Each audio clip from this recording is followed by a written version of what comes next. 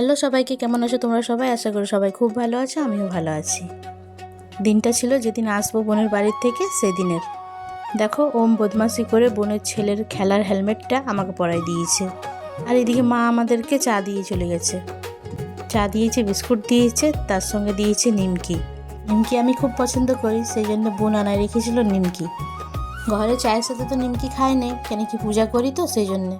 আর কোথাও গেলে সেই ব্যাপারটা থাকেনি, সেই জন্য চায়ের সঙ্গে যদি মায়ের কাছে যাও মাও দেয়, বোনের কাছে থাকি তাও বোনও দেয় চায়ের সঙ্গে নিমকি, জানে আমি খুব পছন্দ করি তাই।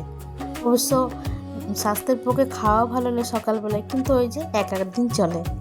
আমার বোনের ঘরটা আছে মানে এমন জায়গায় আছে যেখানে বাসের যোগাযোগও আছে, ট্রেনের যোগাযোগও আছে, মানে জায়গাটা খুব ভালো জায়গাতে আছে। দেখো, ওই সামনে থেকে ওভারব্রিজ দেখা যাচ্ছে, এখান থেকে ডাইরেক্ট কলকাতা যাচ্ছে ওই হাইওয়ে রোডটা হচ্ছে। সারাক্ষণ এত গাড়ি চলে যে কি বলি, আর রাত্রেবেলায় তো বলতে নেই, বড় বড় মালবাহী ট্রাকগুলো চলে, বড় বড় যে রাত্রেবেলায় যে বাসগুলো যায় সে বাসগুলো চলে। দিনের বেলায় তো এত আওয়াজ, রাত্রেবেলাও শান্তি নেই। কিন্তু আমার যেন খুব ভালো লাগে, আমার শহর বলতেই ভালো লাগে। আমরা 5 বোন, 5 বোনের মধ্যে 4 জনেরই গ্রামে বিয়ে হয়েছে, কিন্তু এই বোনেরই হয়েছে শহরে বিয়ে। আমারও খুব ইচ্ছে ছিল জানো যে আমিও শহরে থাকবো, কিন্তু ওই যে যেটা চাই সেটা তো পাই নাই।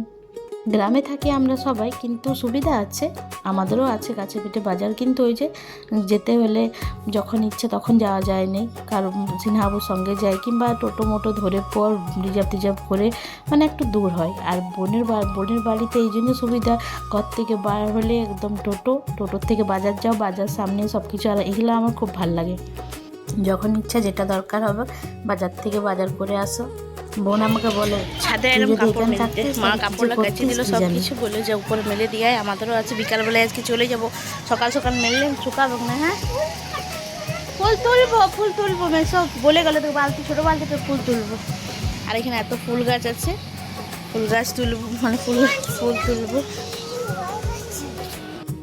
আমার মনে হয় কি জানো, যারা গ্রামে থাকে তাদের শহর ভালো লাগে, আর যারা শহরে থাকে তাদের কিন্তু গ্রাম ভালো লাগে।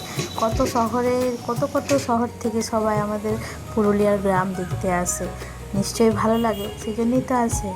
আমরা গ্রামে থাকি, কিন্তু অমনি গ্রামে থাকি যেখানে সব সুখ সুবিধা পাওয়া যায়, তেমনি গ্রামেই থাকি।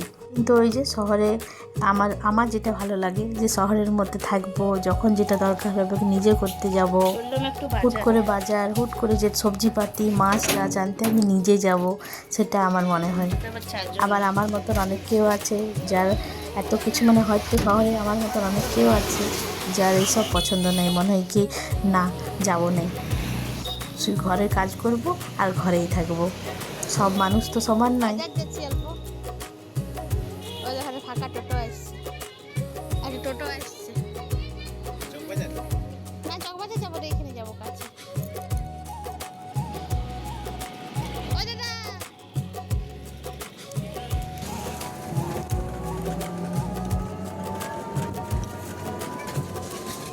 দিয়ে চান টান করে একলাই চলে গেলাম বাজারে, টুকিটাকি কাজ ছিল বাজারে। আর গপুকে দিব আনারস, প্রথম ফল আগে গপুকেই দিই, তারপরে আমরা খাই। আর মেয়ের জন্য কলা লেবু লিভার ছিল, সেই জন্য চলে গেলাম বাজারে। কেনাকাটা হয়ে গেল, তারপরে যে ঘরের দিকে রওনা দিলাম। দিয়ে মা রান্না করছে, কি করছে মা? এটা পেঁপাতে মাছের ঝোল, পেঁপা দিয়ে মাছের ঝোল। এখানে আছে মাছের বড়া নাকি, আছে পটল ভাজা, তরকারি,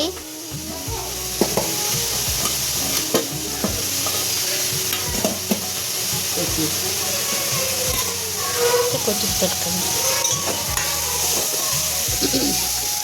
এখানে আছে ভাত, বা এখানে আছে সাদা ভাত। সকাল সকালই মা রান্না করে। আর এখানে হচ্ছে বাচ্চাদের জন্য ম্যাগি, মশলা দিনে একটা মশলা দিয়েছি, আর 3টা ম্যাগি আছে।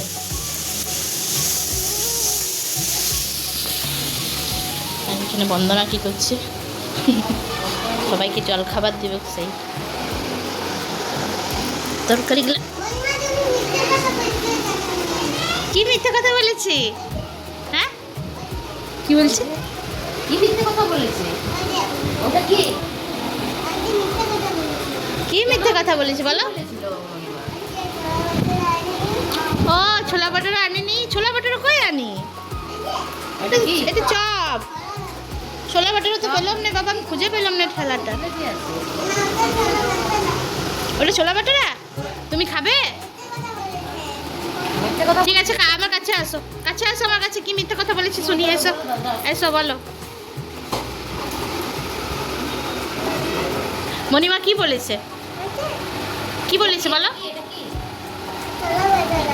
আমি কি বললাম? এসে নিয়ে কি বললাম আমি? ছোলা বাটোরা আনিনি? মণিমা মিথ্যে কথা বলেছো। যে বাবা ডাকছে, যাও।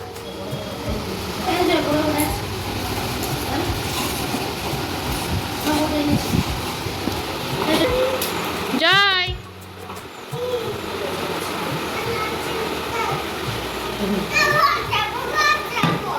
ঘর যাবো, বিকালে যাবো তো। বোনের ছেলে সে কোনো মতে আসতে দেবে না, শুধু বলছিল মণিমা আজকের দিনটা থেকে যাও, রথ দেখে নেবে, তারপর রথের পরে চলে যাবে। ওইদিকে ছোটো দাদা বলছিল আসিস যখন তখন রথটা দেখে নিয়ে যা, কিন্তু রথ দেখলে আমার তো হবে না, আমি ওইভাবেই যাই। আজকে আমাদের জলখাবারে অন্যরকম খাবার, মানে আনহেলদি খাবার, কিন্তু মানে ভালো লাগে, মাঝে মধ্যে খাইতে ভালোই লাগে। অনেক রোজ তো আর খাচ্ছি নাই। এখানে আছে লং, এখানে আছে জিলাপি, এগুলা কি টিপা কচুরি নাকি? টিপা কচুরি, চপ, মুড়ি দিয়ে খাবার জন্য। এবারে এগুলো তো হবে না, মুড়িও চাই, মুড়ি দিয়ে খাবার জন্য চপ আর কচুরি আর এতটা তরকারি। এটা মুড়ি দিয়েও খাওয়া হয়ে যাবে আর সব আগে আনহেলদি খাবার। আনহেলদি খাবার তো মাঝে মধ্যে খাইতে হয়, কিছু হয় নাই। চলো আমরা খাইলি।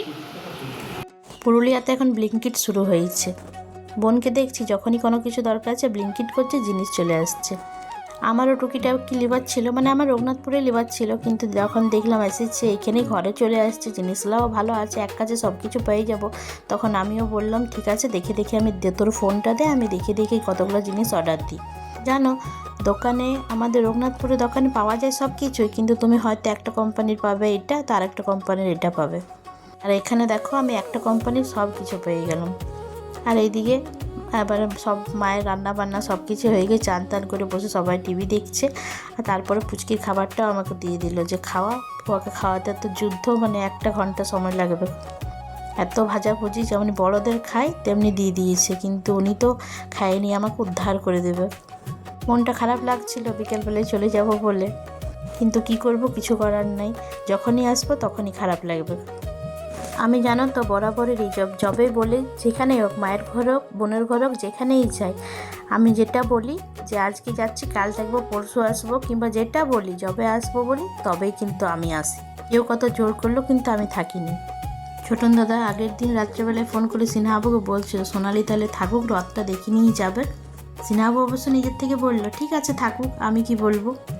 দিয়ে তারপরে যখন আমি কথা বলছিলাম তখন আমার বলছি তুমি তাহলে আসবে না কি? আমি বললাম না যাব, আমি যখন বলেছি যে না আমি যাব তখন যাব। তারপরে এই কিছুগুলো ড্রিঙ্কস ছিল যেগুলো বিশাল থেকে অর্ডার দিয়েছিলাম, দেখলাম 10 মিনিটের মধ্যে ডেলিভারি করে দিয়ে চলে গেল।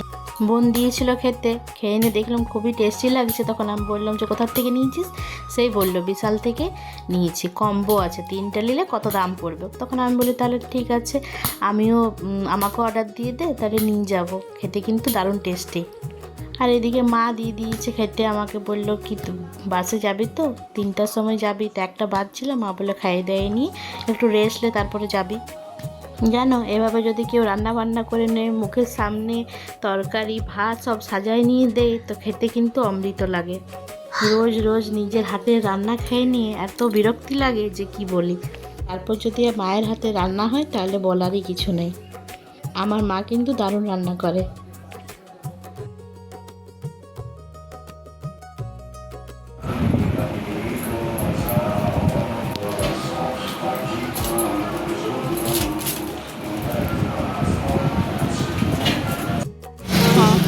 Tata tata. টাটা যাই।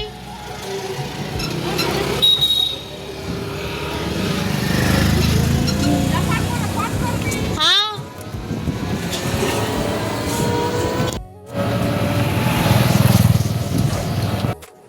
আর এই যে এদিকে টিকিট কেটে নিয়ে বাসে চেপে গেছি। এখন ছাড়তে 10 মিনিটের মতন দেরি ছিল, তখন ভাবলাম একটু ভিডিও করে রাখি।